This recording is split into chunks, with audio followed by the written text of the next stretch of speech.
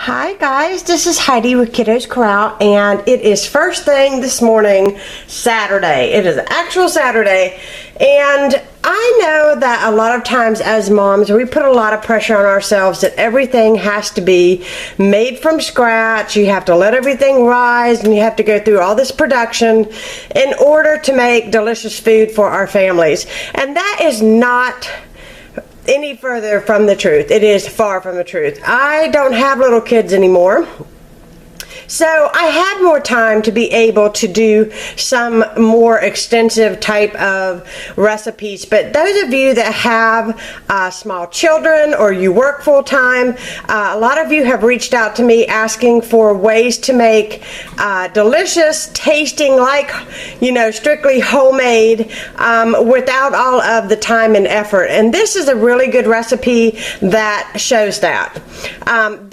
These I call my cheater cinnamon rolls. Now I have a video which I'll link down below for regular cinnamon rolls that take a pretty substantial amount of time to make, but these are really quick. I also did this with my pepperoni rolls. I have a video where I make homemade pepperoni rolls, and I have a video where I make cheater pepperoni rolls, because I want to offer you guys recipes for those of you that don't have time.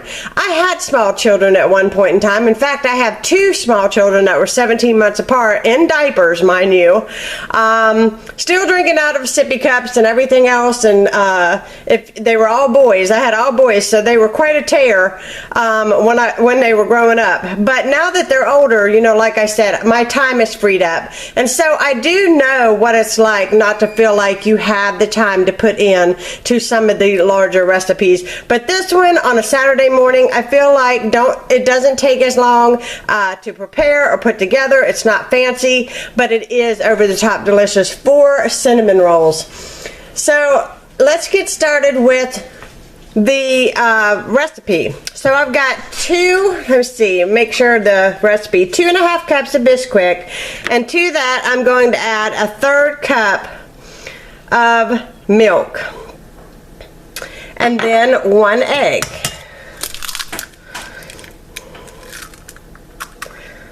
And then all you want to do is you want to mix this until it becomes a dough. I've got a little dog under my feet down here, and she is wanting attention. Hopefully she doesn't hit my camera tripod.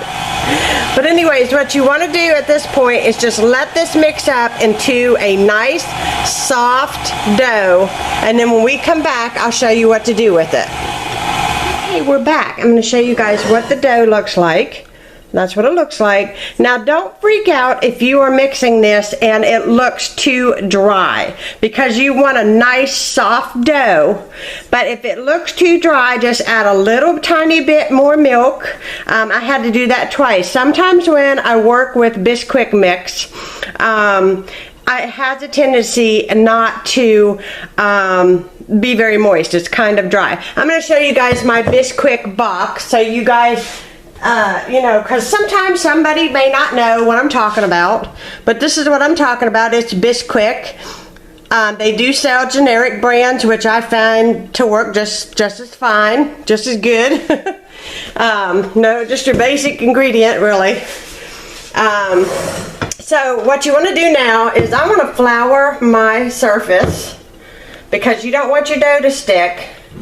And this takes a couple minutes to do, but honestly, compared to making dough and letting it rise and all of that, this is really a piece of cake.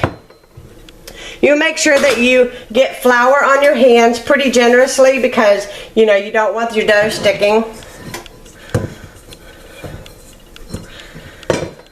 You see, it's a really nice dough.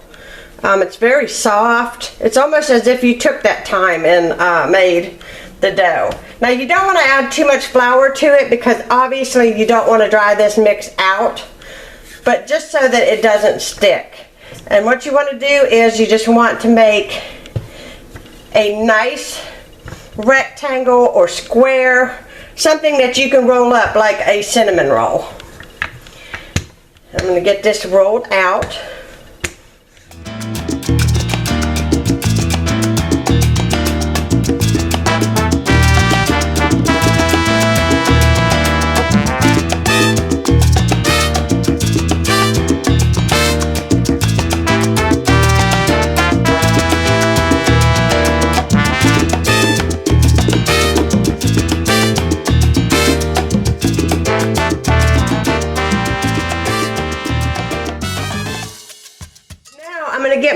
mix two ingredients together, you're going to want some butter and you're going to want some sugar. And what you want to do is spread your melted butter all over the dough next. And when I come back, I'll show you guys me doing that.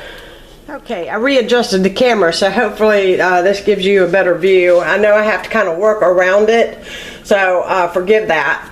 I have my oven here preheated at 400 degrees so that it's ready to pop in as soon as we get this together. I've got my softened butter, and all you want to do is spread this softened butter all over the top of the dough. This kind of acts as the glue to the sugar. Now, you're going to need, you can use a couple different things at this point. You can butter it. You can put Nutella in this. My mother has been known to put peanut butter in her cinnamon rolls. We ladies in my family are crazy about peanut butter. My husband is sick of peanut butter. He says one Christmas every single thing I baked had peanut butter in it, and he still teases me about it today.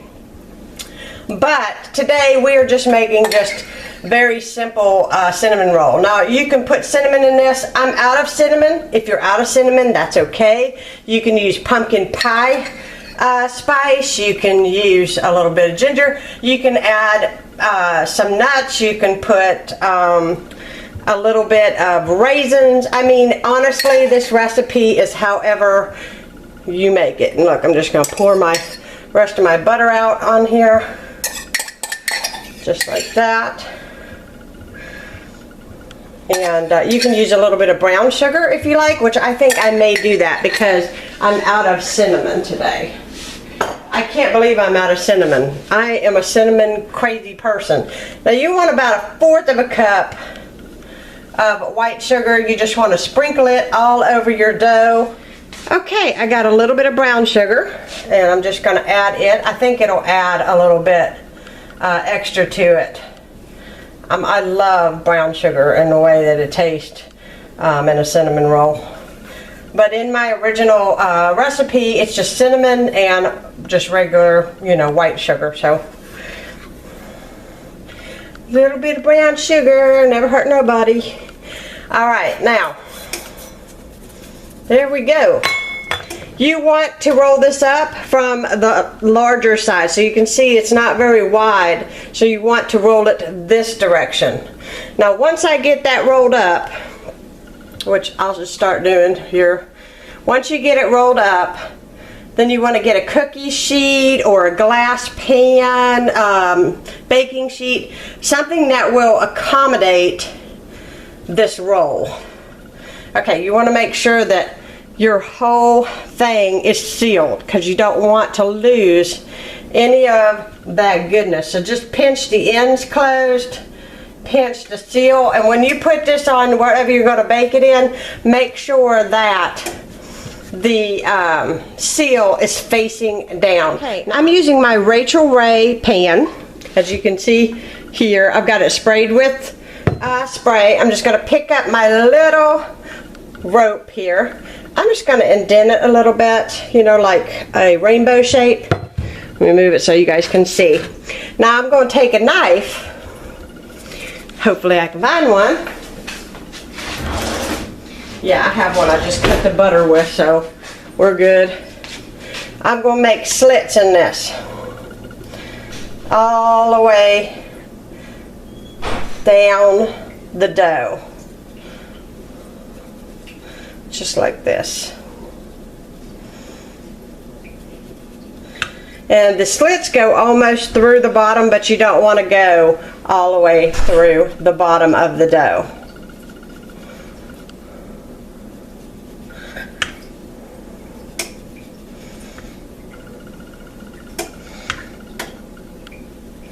Just like that. I want to make sure I got my stuff cut good here. And this is going to be really pretty when it bakes up. Now you want to bake this at 400 degrees for 20 minutes or until it's golden brown. I'm going to pop this in the oven and we'll be back when it is done.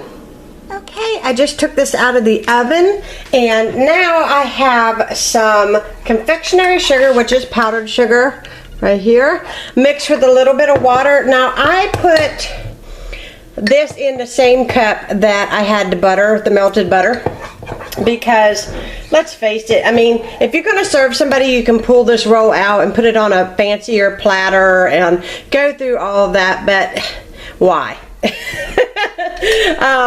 You know, so now while it's hot, I'm going to pour this beautiful glaze over it. Now, let me tell you, at this point, if you want to, you can add some chopped nuts to the top, which makes it even prettier. And I think I might just add some pecans. But this is our cinnamon roll. I'm going to make some coffee. We're going to enjoy. Hope y'all are having a wonderful Saturday morning. If you have any questions, leave it below in the comment box. I will talk to you guys again soon. Bye-bye.